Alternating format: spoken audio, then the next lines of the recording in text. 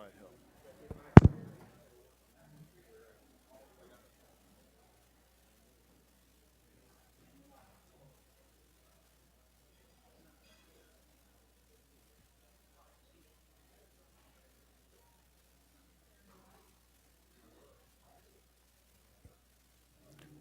Mic check, 1, 2.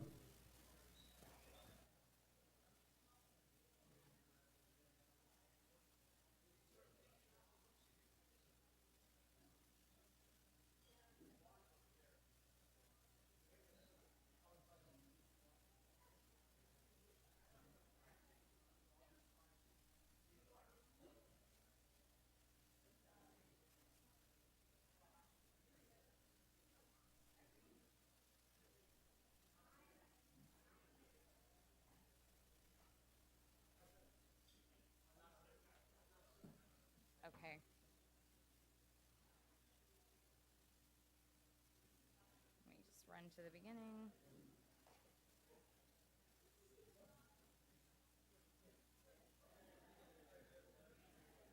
Duplicate? Try that first.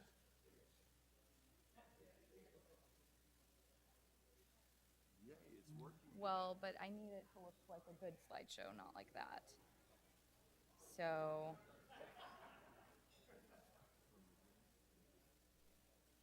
there we go. This mic is not on, right? The second. Okay.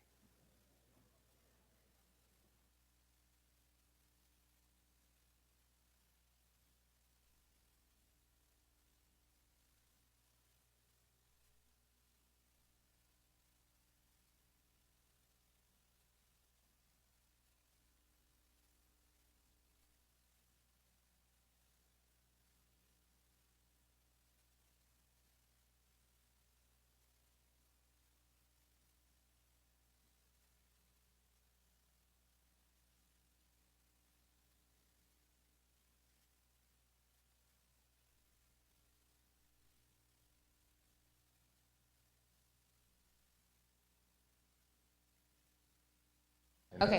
Great.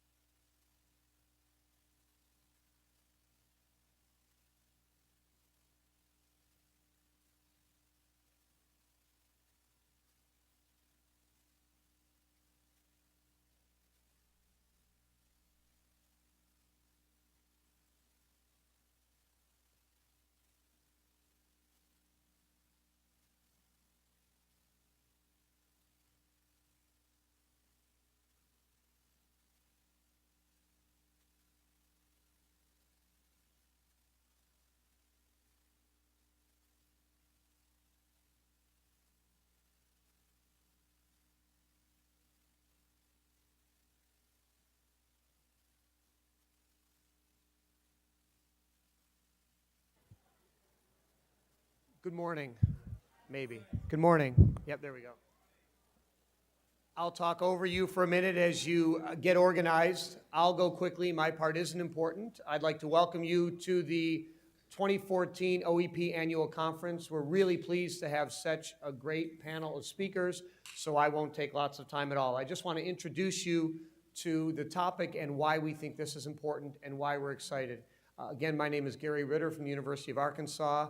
I am the Director of the Office for Education Policy. All of this exciting conference, I believe, has been planned by the folks in our office, Jen Ash and Prairie Walkling. A lot of you have interacted with them. If you see them, thank them. There's going to be good food and all kinds of good presentations thanks to them. Very quickly, because I want to get to the speakers that we've invited this morning, today's topic is Diplomas, Certificates, and Degrees, Preparing Arkansas Students for Their Ideal Careers. And the motivation for that has to do with this idea of the forgotten half. So we all care about college preparation. We want to get all of our kids ready to succeed in college if that's what they're interested in doing. And this is what most of our high schools focus on.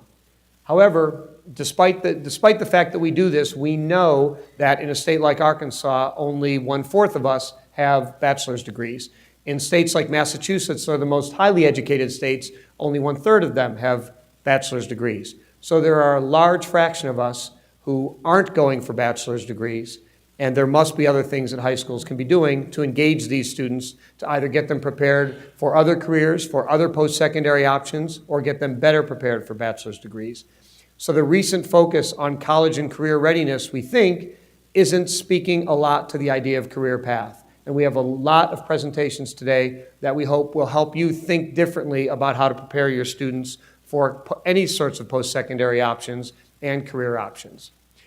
The idea of career and technical education can be controversial.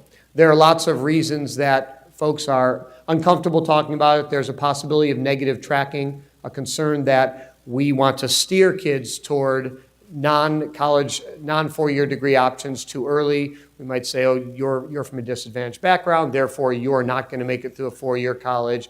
Or we have low expectations for certain students, and these are the sorts of students that end up in career and technical ed. Sometimes career and technical ed might be viewed as a lower expectations route, or even sometimes negatively viewed as a dumping ground. Of course, this isn't what we'd like it to be, and we need to think of clever ways to make high school engaging for students who think they want to go for a 4-year option, for students who might not want to go for a 4-year option, and we need to make those routes pliable. We need to make students be able to allow students to go back and forth between Route A and Route B. And many of the presentations today will talk to you about clever ways teachers are in schools trying to make this happen. We have Arkansans here to talk about programs that are occurring right here in our state that are exciting and innovative and are connecting students to the world of work early on. We have speakers from outside Arkansas bringing in their excellent ideas that have been featured all across the country. And without further ado, I'll introduce the first set of speakers. What we hope is that everyone walks away with different thoughts about how we can work with our high school students so that every high school student has the opportunity to go to college, but that's not the only thing they're being introduced to in their 4 years of high school. We want to create a high school education that's meaningfully connected for students' futures, whether it be college, career, or both, or being able to move back and forth. So thank you for attending the OEP conference. The OEP is here to help educators across the state, policymakers across the state in a variety of ways. If you have interesting programs that you'd like evaluated, we'd love to help you evaluate it. If you have policy ideas or initiatives that you'd like help discussing, we're in the business of doing that. Finally, if you'd just like to look at the data on your school or on your district and share this with your school board, with your community, we help you prepare data presentations as well. Get in touch with us. Our website's up there. We're glad to help. Reach out to any of the OEP people walking around during the morning throughout the conference. We're really glad to have such a great attendance for this morning's conference. We found out that if we have conferences end at 12:30, we can keep your attention the whole day. So we've got the schedule right, we've got the presenters right, and we'll begin with a great set of presentations from Arkansas folks. So while you're walking up, if you don't mind, I'd like to introduce the three of you. We're going to begin with Matt Dozier, going to talk about the EAST Initiative, which is an Arkansas program attempting to connect students to science, etc. Matt McClure from New Tech High School will be talking about his program, and finally we'll finish with former Superintendent Ken James, who's going to talk about the AIMS Initiative for math and science in Arkansas. So let's start off by welcoming Matt Dozier, and we're going to keep these guys to 15 minutes. They've asked us to keep them to 15 minutes, so we have time for questions at the end. So keep an eye on Michael. He's the mean timekeeper. Matt, thank you very much. Thank you. Good morning. Good morning. That's the one that works. To be clear, they asked for 15 minutes. The good news is you're getting the hour-and-a-half presentation in 15 minutes, okay? And what I want to focus on today, I want to focus on the skills and how they can manifest themselves so we can see them as students develop through their educational path in K-12 so that they have options on the other side of K-12. I'm really, really glad that Gary started by talking about the in and out, because I want to start with a quick story about how I got in trouble with the College of Business at the University of Arkansas at Little Rock. We were having a meeting with the administration at College of Business, and I happened to mention that some students were not ready to go to college at 18. And he got very upset. He said, "What do you mean all students don't need to go to college?" I said, "All students don't need to go to college at 18. They all need the opportunity. They all need to be able to do that. But a lot of them, this may come as a shock to some of you, are not ready. A lot of them will go to college when they're ready, and if they see the advantage. What we need to do is keep those doors of opportunity open. And we believe programs like EAST help do that. We know that EAST helps make students better prepared to succeed in college. We know that programs like EAST make students better prepared to close the gap so that they're not afraid of their freshman year. But there are still students who don't find their way until they're 15 or 16 or 17, and they're not really great applicants on college admission forms because their grade points aren't where they need to be, because their maturity level didn't catch up to them at the right time. Well, EAST was built for exactly those students, because EAST was built for students that didn't fit the traditional definition of achievers, because they were very bright, they were very organized, they could solve problems like nobody's business, but most of the problems that they set out to solve were how to drive their administrators, their teachers, their parents, and anybody else that was an authority figure absolutely crazy. And you know those students. For those of you that don't know, EAST is an educational initiative that was started right here in Arkansas. It is a network of a little over 210 schools, currently in 6 states, most of them in the state of Arkansas. And I am sad that while I'm here today being able to share with you, I'm not being able to be back at my office to welcome the 14 new schools that will be starting the program next fall. What started as an initiative to engage high school students, and at the time we had to convince particularly the software developers that high school students could use their tools, is now an initiative that reaches as low as 2nd and 3rd grade and all the way up to community colleges in schools across our state and in a handful of schools in other states. It's grounded in 4 very basic ideas.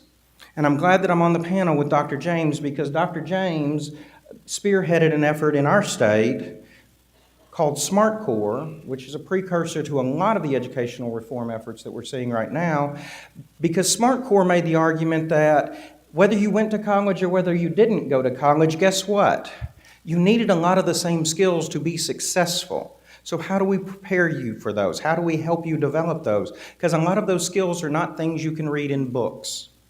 EAST is built on the idea that we need students to be self-directed, to be able to seek out information, knowledge, and answer questions on their own.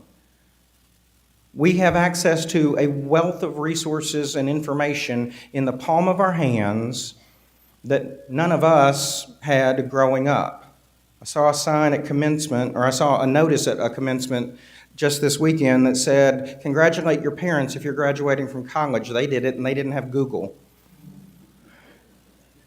It's also built on the idea that the best way to do that is to get kids engaged. And if you're going to get kids engaged, you need them to be doing authentic work. You need them to be solving real problems. What better place to solve real problems than in their communities? If you want to build better students, make them good citizens.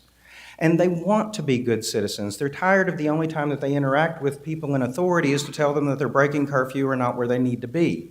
So we put them in a position where we say, look around, find a problem in your community. Use that opportunity as a project to go and solve it. Engage people in your community. Now, in that engagement, we want you to use the best we can put in your hands, particularly when it comes to technology, because our students are unafraid of that technology. There's not a technology in the world that they won't sit down and poke around on until they can figure it out. Okay? It's engaging, it's fun, it brings them into a world that, frankly, a lot of the rest of us are a little bit nervous about, because I don't punch the buttons the same way. Because when I do, my screen goes all blue and I have to call people. Okay? But they're not afraid of that. So if you give them those tools, then you're not just asking them to solve community service projects by painting trash cans or picking up trash on the side of the highway or doing other things that take no skill. You're actually asking them to build skills that are vitally necessary in their communities. And then we ask them work together. Because if you're going to solve the crisis of homelessness in Northwest Arkansas, or if you're going to look at the watershed issues from the Fouche Dam or the Fouche Creek watershed, you're going to need more than you. It's a big watershed. It's the biggest watershed in an urban area in the world. So you're going to need more than one person working on that. Let's work together. In schools, we don't work together very well because when we do work together really well, they call it cheating and call your parents. In the real world, we need to work together because we don't all need to be specialists in the same thing. We need to find the things that we're good at and pair it with people who are good at things that we're not good at to go and take on problems and solve them. This creates not only intellectually curious, intellectually capable, but it also creates entrepreneurial, and it creates students who are actively engaged and unafraid no matter what's standing in front of them. What kind of technology did we use in East? Anything and everything we can get our hands on that we think is going to be useful to them.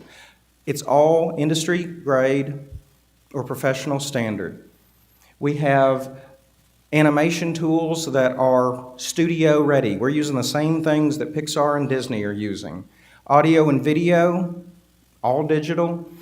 Computer-aided design and drafting, geographical information systems. East is the #1 GIS education effort in the world today. And we're currently offering sophisticated GIS education to students to over 20,000 students in the state of Arkansas alone. But a lot of other things. This year we're adding 3D printing because it's finally at a point where we believe that 3D printing is getting ready to explode in the real world, not just in research universities and high-end hospitals. How does this look? Okay, I want to take you through 3 quick examples because I want you to see a level of complexity as it moves up. But I don't want you to be confused to think that what happens in an elementary school is any less sophisticated than what happens in a high school. It's just that the high school kids may have some more math and science or English behind them, okay? Last summer, our students at Sonora Elementary in Springdale, Arkansas. Springdale, Arkansas, that's where a lot of big fancy companies are, right? Sonora is 70-something% free and reduced lunch. They're about 45% minority and about 60% ELL, okay? So this is a real school. This is not a select school. It's just a great school. They wrote a grant and got a grant to put on a technical camp to give students, to mentor the students coming up in their East program and to mentor other students in technology. And they decided to focus it on weather because they built some relationships there that could do that. So in their weather tech camp, they learned an awful lot about meteorology. They learned an awful lot about computers and how you can use computers. And the students began to work with people who helped them learn those things, but they launched a weather balloon, okay? Big deal, right? Anybody can do that. No. You know what you have to do to launch a weather balloon? You have to call the FAA. You have to get clearance. You have to fill out forms. You have to know what you're doing. You have to know where to find it. Okay? The students worked with professionals in the field, meteorologists and other people. They worked with people in the field to begin to explore all of these concepts and put them to use. And they launched one, and it was so successful that they tried it again. Okay?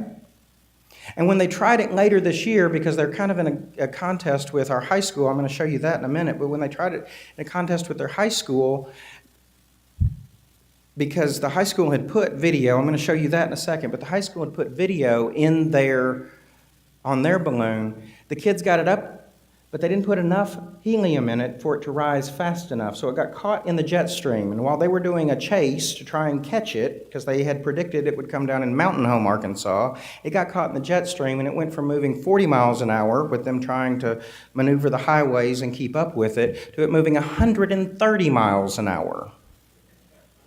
At which point they turned around and went home and waited for it to come down and where the GPS beacon was. And so that Monday morning they had to call they had to call the administration at a school in southern Kentucky. I don't know if you've ever been a superintendent at a school when a fourth grader calls you and says, "Excuse me, but I have the latitude and longitude coordinates of a balloon we launched this weekend. Can you help me with that?" They got it back, but it was such an interesting thing. It was the biggest thing to happen in their school district. It ran in the newspaper. There was a 3-part series in the newspaper. Because first it was, guess what fell out of the sky? And then it was, wait a minute, elementary kids did this? We need to know more. That came from work that they did, kind of a friendly competition that they had with the students in Greenbrier. I want to show you quickly the Greenbrier video, if I can make it work.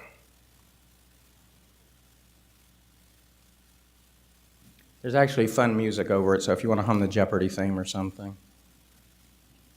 The Greenbrier students are actually working with their fourth graders because they're helping to collect data so that they can go in and mentor and help teach in meteorology. Okay? But the launch, they turned into a field day party. You see STEM here? See hardcore education? You see excitement and engagement? You see nausea?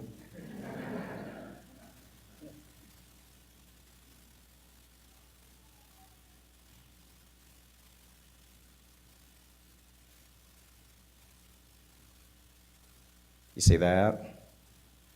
They're in low Earth orbit. And they've got video. That's the Earth from space. And we're getting ready for my favorite. Oh, the balloon popped. And here we go. Free fall down. Okay? When you participate in something like that, does all of a sudden all those concepts mean something to you? How about when you collect thousands of data points on wind, atmospheric temperature, humidity, and you go and you work to teach these concepts to students 4, 5, 6 years behind you? What about when you discover that the temperature spikes at a crazy point? Because just when you get above cloud level, guess what? Solar radiation causes a bubble of heat. Okay? Pretty cool stuff. It's a fun way to spend the day. I'm not going to go all the way through this one, but I am going to talk to you because this is the next level. What I've shown you are really great projects, but this is a life-saving project right here. Students at Harrisburg worked with their city council because there was a tornado in the Jonesboro area a few years ago, and there were not tornado sirens in the town of Harrisburg. It's very small. So they went out and worked with the city council and said, hey, we'd like some of those. We don't like tornadoes. City council went out and found consultants who came in and said, here, we sell tornado sirens, and here's what we would do. And they came up with a set of 3 sirens that would,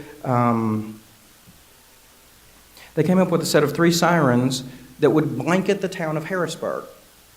The problem with that was those 3 sirens didn't even begin to touch where people actually lived in Harrisburg, because Harrisburg is a bedroom community to Jonesboro. And the students, when they put all of that on the GIS map, and when they began to look at population density, said, this isn't going to work. They went back to the city council and said, we've got a new idea. Instead of all of these, we can buy half as many, because the original consultant said 6. They came back with 3 that cost about half as much as the first 6, but less total, and they blanketed the area. And they were in the 7th grade.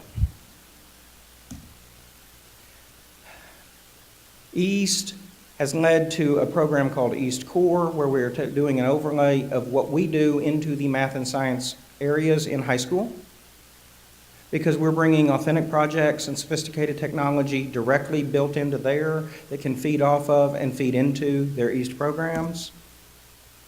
And that is helping our students take the next steps. We have specific scholarships already built in some universities in the state, and I cannot even begin to tell you the number of East kids that get great scholarships because of their experiences. And it's creating an army of alumni, from entrepreneurs that have started their own companies to students that have been recruited into fields and positions that probably it's become unusual. We have the youngest assistant commissioner in the state, maybe the youngest assistant commissioner in the country, because he's 30 years old. And he got his start as a sixth grader in Mena East in Arkansas. And we're proud of that. I got all kinds of proof, if you look on our website, that this works. Good, solid research. And if you'd like to know more, there's information in your packet, and we'll be here. Thank you very much.